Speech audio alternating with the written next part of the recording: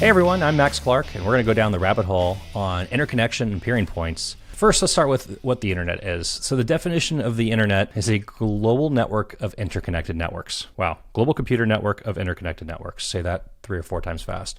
This will be a little US-centric just because it's easier for the terms, but it applies globally. And the way this works is you start with a network. A network, in this case, let's just use the phone companies and the cable companies. So you've got AT&T, Verizon, Spectrum, Comcast, Cox, etc. And these companies go out and they put cable in the ground or on telephone poles, and they run it to buildings, they run it to houses, and they create a network. And so now we've got an access network. We have a way for a subscriber, whether it's a business or a consumer, to connect to that network and do things with it. Those networks need to interconnect and talk with other networks. So if you were only on AT&T's network, it doesn't really help you because you want to get to other things. You want to do stuff on the internet. You want to talk to somebody who's a Spectrum customer. You want to talk to somebody who's a Comcast customer. You want to talk to somebody who's in AWS or a different data center or in Europe, or you name it, right? So now these networks need to interconnect with each other, and this is called peering. And peering has a lot of dynamics to it. There's a lot of, where we're going to really get into the rabbit hole apparently here on this one. All peering really is at a high level is two networks plug into each other and they interconnect directly, and now they can exchange traffic. At a high level, you've got settlement-free interconnection. So the two networks agree to connect to each other and do not charge each other for traffic to flow between them. And once you do this, now you start talking about business dynamics and geopolitical dynamics and all these other things that come into place, right? These are all the layer 8 issues when you're building and talking about networks on a global scale. And of course, if you're a tier 1 network, you want to be very careful about letting other networks come into the tier 1 club. You want them paying you for access to your network as opposed to you giving it to them for free. So there's a lot of different dynamics of ways that people have done this in the past. What tier 2 networks would do is they would go out and they'd purchase a lot of long haul from a company. And then in exchange for buying a lot of long haul from that company, they would get settlement-free interconnection and peering with that company as part of the deal to make it look like they were a tier 1 network, and you can kind of play the game and do all these different things. Anyways, I'm not going to go down to the layer 8 interconnection peering dispute problem today. So networks have to interconnect with each other, and these happen at peering points, and peering points, for the most part, are carrier-neutral data centers. So these are in facilities that companies like Equinix and Digital Realty and CoreSite and go down the list operate. And I mentioned those ones by name specifically for a reason. In the southwestern United States, you have arguably the densest interconnection point on the planet in One Wilshire. And so now it's actually this cluster of technically 3 buildings that CoreSite's operating, the One Wilshire building, and their data center now at 900 North Alameda, and their LA3 facility, which was built in the parking lot of 900 North Alameda. So we've got CoreSite operating Los Angeles. Digital Realty operates 56 Marietta in Atlanta, which is, if you're in southeastern United States, that's where you're at. The original Miami interconnection point of Napa the Americas, that ended up being purchased and now is an Equinix site. Seattle, a Seattle Weston building, literally it's the Weston building that just happened to have networks come into it and interconnect. Equinix Ashburn, facilities in New York, etc. Geography of these locations and why these buildings happen. Why is it that the One Wilshire building is such a big deal? Why is it that Seattle Weston is a big deal? Why is 56 Marietta? Why is Napa the Americas? Why is, facilities in Avenue of the Americas or Hudson in New York such a big deal? Well, a lot of that's just a fluke of geography, availability, and time. In the United States, we have telecom deregulation happens. It splits up AT&T and breaks into now what we have the regional bell operating companies, or what you hear people talk about in terms of ILEX or RBOX. It's kind of interchangeable with each other. Just comes into. So AT&T gets broken up into the baby bells. The baby bells operate different territories. Deregulation requires that these companies sell access to their networks in a non-discriminatory fashion. So competitors can come up and pay Pac Bell, GTE, AT&T, Southwestern Bell, whoever, right, to get access to their lines. Now, in the case of One Wilshire, for instance, One Wilshire was a building that was 2 blocks south of AT&T's primary switch site for Los Angeles. So if you wanted to get access to that network, well, you needed space, and that site is unavailable to you. So where do you go? Well, you go 2 blocks south to the engineering floor at the One Wilshire building at 624 South Grand that had lots of empty space in the building because it's an aging building. This building was built in the 60s. Newer office buildings have been built. People want to be there. People don't want to be downtown anymore. There's all this other stuff that's going on, and there just happens to be this floor that's completely completely empty, that's available, right? So networks start taking and putting equipment there and interconnecting with each other. Now, this is the Wild West of interconnection days, by the way, where, it's literally like, you would run your own cable, between, locking cabinets and just over the roof. I've got some great pictures of cable mining, of being at the fourth floor of the One Wilshire building, where, if I wanted to interconnect with you, I would just run my own cable and just kind of literally like a ship, like you spoil it up and kind of just toss it over the wall, and then the other side can go and unplug it in, and boom, the networks are connected to each other. So part of it is just, again, Hudson and Broadway in New York, you have buildings that were across the street from AT&T sites that had tunnels between them because of pneumatic tools for Western Telegraph, in order to, and it just happened to be that there was a building across the street and there was a tunnel and there was existing space and really easy to run conduit, and you could just kind of, and like there wasn't all this other infrastructure built out. So boom, that building becomes, goes from being, effectively worthless and not interesting because nobody wants to move into it from a tenant, all of a sudden being the most valuable real estate, on the planet, because it just happened to have this capacity of being able to bring service over to the other side. What makes a building desirable for interconnection, and why do these buildings become where they are? So population centers, if you think about where's the major population centers in the United States, why, so you have population centers, so Southern California. You have the second ingredient, which is access and capacity to networks. So the majority of long haul cable has to have, so you have to have a right of way. Well, what had the right of ways in the United States that was unencumbered? Well, those are train tracks. A network could go to a train, go to the, the railroad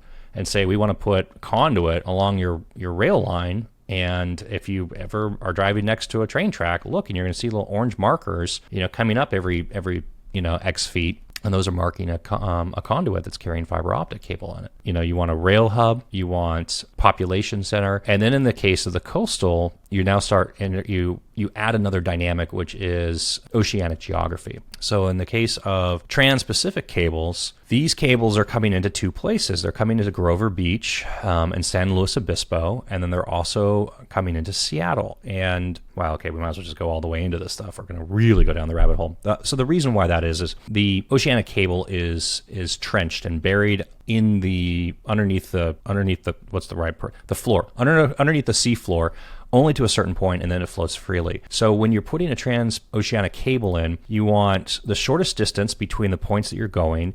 You need the proper geography of subterranean flooring, right? So what's the actual, terrain look like is lots of mountains. You have to go up and down.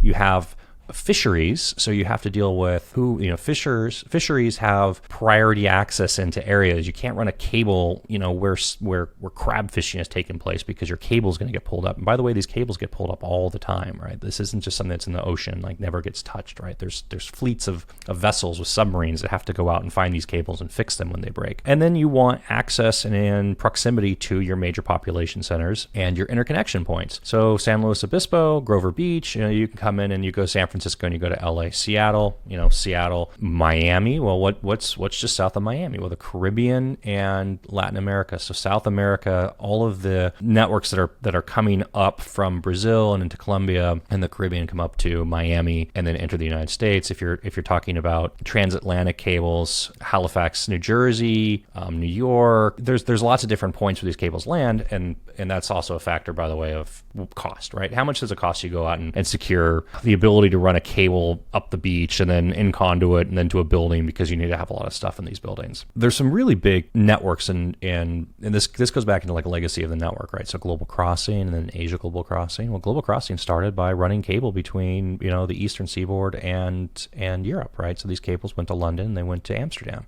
So okay, we'll do an example in Europe, right? So major interconnection cities in Europe: London, Amsterdam, Frankfurt, for the most part, and Paris. And roughly on the map, it kind of forms a square, but also when you look at it in terms of like population centers, geographic density, access to cable systems. If you want to have a presence in Europe, what other networks are you trying to interconnect with? Now I'm going to get really corny. I'm going to have some network dad jokes here. At a certain density, then you have the network effect. So once a building crosses a certain density of interconnection, other networks want to go there because that's where everybody is. It's a party. We all want to go to the same place as everybody else because it's a party. It's more efficient for us to be there. And time passes with these things, and then these these buildings get more and more dense. And then we have the birth of the cloud and this concept of the hyperscalers. I hate that terminology, but these like massive deployments, 50 megawatt, 100 megawatt, 200 megawatt of density of, of facilities and campuses. And now you have a different factor that comes in, which is tax incentives, cost of land, cost of electricity. These other costs become drivers. Again, proximity to population centers are still important, but not as important, right?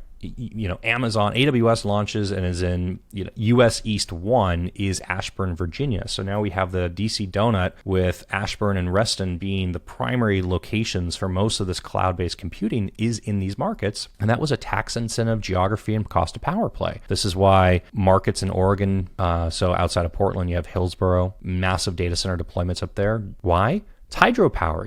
It was very inexpensive for them to get land, good tax incentives, and cheap power. And so then you have this like shift, right? There becomes this kind of like magnetic pull with these density of these hyperscale deployments, sucking networks up into those markets and kind of realigning the peering locations.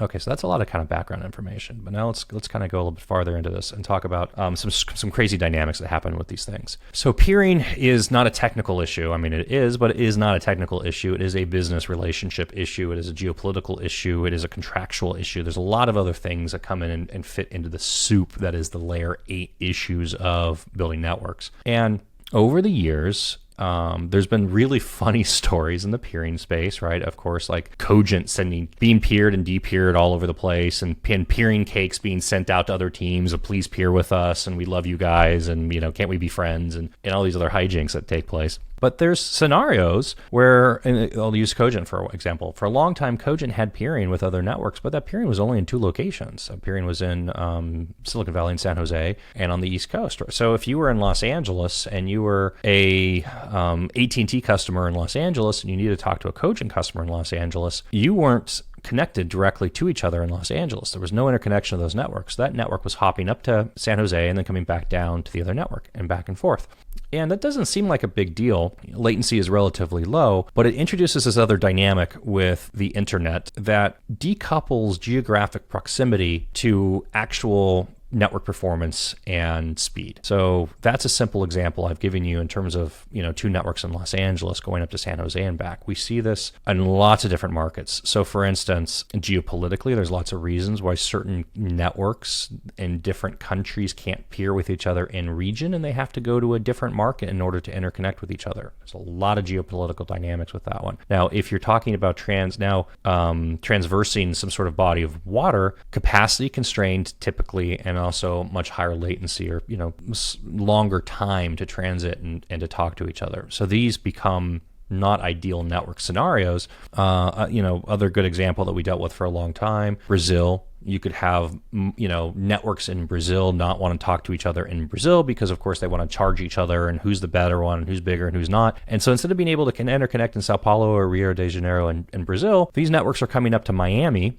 and interconnecting with in Miami. Or if you're trying to gain access to customers on those networks in Brazil, instead of going and spending a fortune to be in Brazil, in Rio or Sao Paulo, you put your equipment in Miami. You can now take circuits and purchase capacity from your main networks of choice or destination networks out of Miami. And by the way, now you're not in the Brazilian market, you're in the US market. It's much cheaper to buy these things because there's a lot of competition in this Miami data center. So you get a better rate. And lo and behold, guess what? Even though you're hopping down, the ocean from Miami to Brazil, it's still faster than being in Brazil, because if you were in Brazil on one of these networks, maybe you're going to Miami and then back to Brazil anyway. So you're just cutting your time and you're increasing you're doubling your speed. So these sorts of dynamics make a very interesting thing when you start talking about building and how do you structure and how do you deal with networks in general. And there's a lot of things that as a network engineer and architect can do and start thinking about these things on global scales. And examples are like I just gave. Do you need to put equipment in market, in country? Can you take and interconnect with that network out of market in a place that's more favorable to you from a cost structure, from a proximity structure, from a geopolitical structure, whatever it may be? Do you want to have equipment located in Asia and be connected to a network in Asia, or do you want to interconnect with that Asian network in the Western United States or whatever? Same thing in Europe.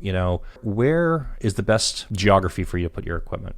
Now, there's one of the layer 8 issues that now we get to deal with a lot, and we talk about is nexus. And Amazon is famous for dealing with Nexus for a long time. And if you go read Brad Stone's book, he talks, gets into this and talking about, what Amazon had to do to avoid paying sales tax. And for a long time in the US, sales tax was, if you had a physical presence in the state, you had to charge sales tax in the state. If you didn't have a physical presence in the state, then you didn't have to charge sales tax in that state. And technically the customer is supposed to pay the sales tax for the stuff that they bought. And this went on for a long time, and then it finally became equalized, and now sales tax is collected everywhere. But every time a municipality, a city, or a state kind of get into financial trouble, right? What do they need to go out and do, right? They immediately start talking about how do we raise revenue, aka how do we increase taxes? Well, how do you increase taxes without increasing taxes in a way that people aren't going to perceive it as increasing taxes? Well, you try to go after the businesses, or you try to not go after consumers directly. And so now with Nexus, we deal with these issues. And Chicago was the one that created this terminology, and it's just so incredibly epic from a political standpoint of unpossessed property. Seriously, there is a tax on unpossessed property in Chicago, and other places and other municipalities are following suit with this one. And so the unpossessed property tax says something along the lines of like, if you are a Netflix customer and you're in Chicago, you now have unpossessed property in the form of the Netflix subscription and digital library, and so therefore you have to pay taxes on that unpossessed property. So that becomes also this other thing that gets kind of like poured into this like soup and swirled around in terms of a placement. Because if you want to build a data center out and you put equipment in the wrong location, all of a sudden are you open, and yet you don't buy the equipment, you ship the equipment, but that equipment gets UCC'd. Municipality's going to know that you're there because they see you on registrations. Now you have to pay taxes on that. Are you going to open yourself up to different business taxation issues? So, there's certain places you want to stay out of. Again, now we start talking about other factors of data centers, right? Data centers in Chicago versus data centers outside of Chicago. It is very popular for data centers to exist outside of Chicago and the city limits for these reasons. And then, again, gravitational pull, as more networks are there, more networks start to congregate, and you've got this network effect that applies again. So interconnection is a fascinating thing, and there's a few networks that are on the market right now that tout like, hey, we just opened our another location right in this market in the city, and people are like, hooray, it's so wonderful, we're in the city. And it's great marketing, and in some cases it's fantastic, but in not every example is it the great benefit that you deal with, either that you would expect it to be. For instance, if you see somebody open a data center in San Diego, San Diego to Los Angeles is, what is it? It's about 200 miles. So, but in between, roughly in between San Diego and Los Angeles is Irvine, and Irvine is a really dense data center market in SoCal. So call it 100 miles between Irvine and San Diego. That distance in network isn't very far. It's very fast. So you're going to see marketing people talking about like, edge. I don't even know what edge is, but edge. We need sub microsecond latency, and you have to be in market in order to do it. But that's not the case for most applications. If you're processing credit cards, for instance, is your customer at your point of sale terminal in your store going to notice a difference between, 2 milliseconds, 5 milliseconds, and 10 milliseconds? I mean, the answer is absolutely not. Like, you're not blinking at that speed. So from a network deployment strategy, do you need to physically put equipment in San Diego, or do you just need to be in Irvine or in Los Angeles and be interconnected with the networks up in LA or Irvine? And in many cases, just saying, hey, San Diego is AT&T country for phone systems, for the phone, and it is Cox? It's Cox for cable. So if you go and get an AT&T connection and a Cox connection, either Irvine or Los Angeles, you have a nominal increase in latency or time for network to track, and that's probably perfectly acceptable to you. Where there's a good example I thought of earlier, and I didn't wedge into this one, which is traffic distribution. There's really, call it two large-scale ways of doing traffic selection and distribution if you're a website operator or a CDN operator. Maybe those make more sense. A CDN is a content delivery network. If you're not familiar with it, what it is it's a company that has servers all over the planet, and websites can use them to be closer to their customer and have more capacity. One of the first ones in the market that you may or may not know is Akamai. We have companies now today, Limelight, CloudFront's AWS, Azure runs their own, Google runs their own with GCP, Fastly is a great CDN, Limelight, Cloudflare technically is a CDN. All these different things come into it. So now the example here is if I go to a website What's a good website? I'll just use my name. If I go to maxclark.com, right? And on that website, I have images or videos or I have whatever it is. Instead of serving those images and videos off of my server, I can serve them off of the CDN. Browser makes a request and says, hey, I need to go to images.maxclark.com and grab this picture of my face smiley. In order to do that efficiently, the first thing that needs to happen is it needs to figure out, how to get to what's the closest server in the CDN. Because it gets kind of like, it's counterintuitive. If I'm in, Dallas, I don't want to end up in a server in South Africa, right? That's against the point. Diminishing returns. Not diminishing returns. It's like actually creates a big problem. So how does that happen? Well, the way it happens is really one of two things, right? So either we have, my browser does a DNS lookup. And DNS lookup just says, hey, give me the IP address for images.maxclark.com. That resolves to an IP address, and the IP address then can be routed on the network, on the internet between my computer and wherever the server actually is. We have a technique called BGP Anycast, and BGP Anycast is the network operator can advertise that IP address in multiple places at the same time. And the networks themselves are designed in the way the routing protocol and the way BGP works, it is looking for the shortest distance, the shortest path. It doesn't know distance. It just knows like how many devices do I have to go between A and B in order to get to this destination. Okay, that's not how many networks do I have to go between point A and B in order to get to this network. So BGP Anycast lets you advertise that IP address from multiple places at the same time, and you don't really know distance, but you do know there's less hops, there's less ASs between A and B, there's less networks between A and B, and take that route. If you ever played Marco Polo, imagine being in the pool and you say Marco, everybody in a circle around you says Polo, right? Well, you're going to listen to the one that's closest, that feels closest to you, and you're going to go that direction. That might not be closest to you because they might just be louder than everybody else, and you just hear them better. So that's the way you go, but it's not necessarily ideal. The next way that you do this is with DNS, using DNS. And so the DNS server looks at your IP address. In this case, it's not looking at your IP address. It's looking at the DNS server that you're using's IP location. And it's making a decision, hey, this server's here, so therefore send them to this location. Quirks and oddities. When OpenDNS launched and started with their recursive DNS service, which is totally simple idea, but man, did it change the world. If you were in Los Angeles, well, OpenDNS's servers weren't in LA, they were in San Francisco. So if you were interconnecting, if you were trying to use a CDN that was using DNS to make the traffic steering decisions, and you were in LA where you were hitting this OpenDNS infrastructure in San Francisco, you were getting CDN nodes in San Francisco as opposed to CDN nodes in Los Angeles. Again, not a lot of distance, 8 milliseconds, not a huge deal, but little quirks like that become an issue with network capacity planning and actual performance. So these networks have to get denser and denser and denser and denser and denser. And they start with the major markets first, and then they go to the secondary markets, and they go to tertiary markets, and they kind of keep building based on what capacity needs actually are. So there's a lot to unpack in that. It was a lot of rambling on my part this morning. Basic point with this thing is the network is an incredible thing. And if you're ever in a conversation with somebody and they're trying to tell you, we have a lot of customers in some market. We have a lot of customers in Augusta, Georgia. We need to go put servers in Augusta, Georgia in order to service those customers in Augusta, Georgia. All I want you to remember is maybe not. The chances are you actually don't need to do that. And doing that's going to be counterintuitive. Right? You should be looking at, is there a CDN that's close? What networks are they actually on? How are they accessing your network? And we'll make more extreme examples. We need to have equipment in China. Do you? Maybe you don't. We've got lots of clients. We did not deploy their infrastructure in China. And they found that they could improve their user experience by not doing that and not having duplications of infrastructure across the ocean in a different country, make your operations a lot simpler. Anyways, I'm Max Clark. That's a quick down the rabbit hole on interconnection and peering and the dynamics of how these networks work.